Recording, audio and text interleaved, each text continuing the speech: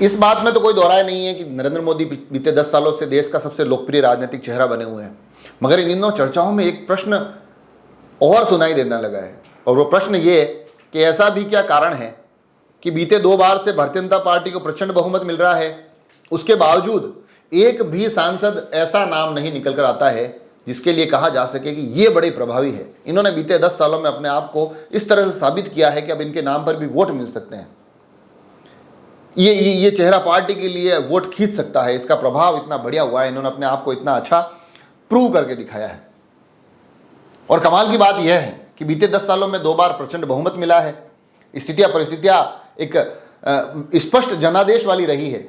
इतनी सुखद और इतनी सफल राजनीतिक परिस्थितियों के बावजूद एक भी नेता ऐसा नहीं है जिसके लिए कहा जा सके कि भैया ये सही मायनों में स्टार प्रचारक है।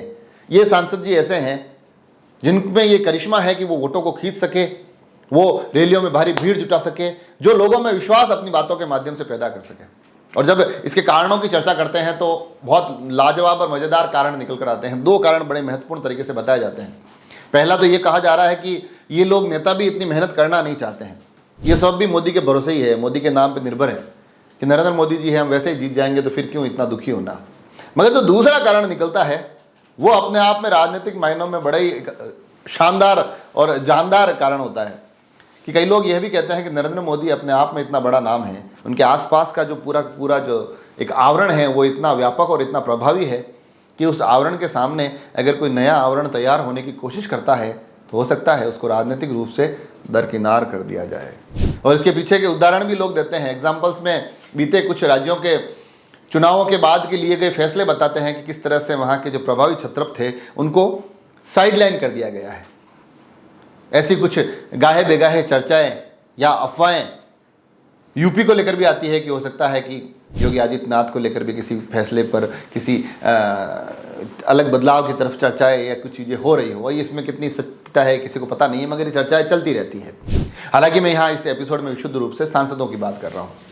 तो यहाँ से फिर ये प्रश्न निकलता है कि जो सांसद बीते 10 सालों से रह रहे हैं उसमें से कई मंत्री भी हैं जिनको अपने अपने क्षेत्र में प्रचंड बहुमत प्राप्त है। राजस्थान में अगर मैं बात करूं तो 25 से 25 दो बार चुने गए हैं, मगर उसके बावजूद आज राजस्थान को अगर मैं एक पैमाना बना लूं तो उन 25 में से 25, जिसमें से कई चेहरे ऐसे जो 2 बार लगातार जीत गए हैं, जो तीसरी बार चुनावी मैदान में हैं, मगर उनमें से एक नाम ऐसा याद नहीं आता है जिसके बारे में ये कहा जा सके कि वो अपने क्षेत्र से बाहर निकलकर दूसरे क्षेत्र में जाकर भी प्रभावी तौर पर भारतीय जनता पार्टी के लिए कुछ चीज़ें बेहतर कर सकते हैं। कांग्रेस तो पिछले 10 सालों से राजनीतिक रूप से बाहर है, उनके लिए परिस्थितियाँ इतनी अच्छी नहीं है। ऐसे में उनके लोग पार्टियां छोड़ के भाजपा में जा रहे हैं, वो एक राजनीतिक संकट से गुजर रही है, एक बुरे दौर से गुजर रही है। तो कांग्रेस की परिस्थितियों को समझा जा सकता है, मगर भाजपा के ये नेता जिनके पास ये पर्याप्त अवसर थे, जिनके पास पर्याप्त परिस्थितियां थी कि अपने आप को थोड़ा बेहतर बना सके, एक बेहतर राजनेता के तौर पर, एक ऐसे राजनेता के तौर पर जिसके नाम से, जिसकी बात पर लोग विश्वास करें, जिसके नाम से लोगों में विश्वास जागे, इस तरह से खुद को स्थापित कर सके, मगर ऐसा एक भी नाम याद नहीं आता है। कोई हल्का फुल्का छोटा फूटा अपवाद हो वो बात अलग है, मगर पूरे राष्ट्रीय परिदृश्य को देखें, राष्ट्रीय छोड़िए आप तो राज्य के परिदृश्य को देखें तो भी ऐसा नाम याद नहीं आता। और कमाल की बात तो मैं आपको बताऊं कि इस चुनाव में अर्जुन राम मेघवाल मंत्री है, गजेंद्र सिंह शेखावत मंत्री है, भूपेंद्र यादव मंत्री रह चुके हैं राज्यसभा से, इस बार लोकसभा में आ गए हैं, वो भी लोकसभा से चुनाव लड़ रहे हैं। कैलाश चौधरी मंत्री रहे हैं, ये पीपी चौधरी पाली से वो मंत्री रह चुके हैं। इस तरह के अलग अलग जो कई नाम हैं जिन्होंने मंत्रालय संभाले हैं, उनमें से भी एक भी चेहरा इस तरह से हम नहीं बता सकते हैं कि इनका प्रभाव अपने क्षेत्र से बाहर भी बहुत बेहतरीन नजर आता होगा। अपनी पार्टी के लिए कोई दूसरा नेता आए ना आए, ये खुद अपने अकेले कंधों पर पार्टी की नैया पार करा सकते हैं, ऐसा कोई नाम नज़र नहीं आता है, ना राजस्थान में ना राष्ट्रीय परिदृश्य में। तो ये भी चर्चाएँ चलने लगी हैं।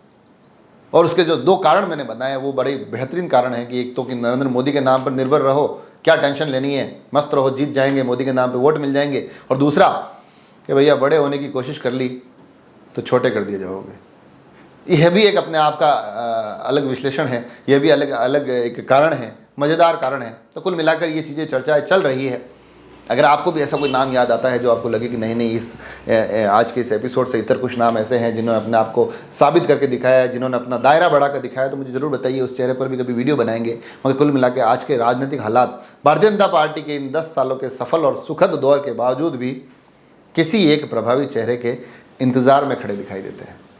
जुड़े रहे राष्ट्रमंद एक्सप्रेस से। धन्यवाद।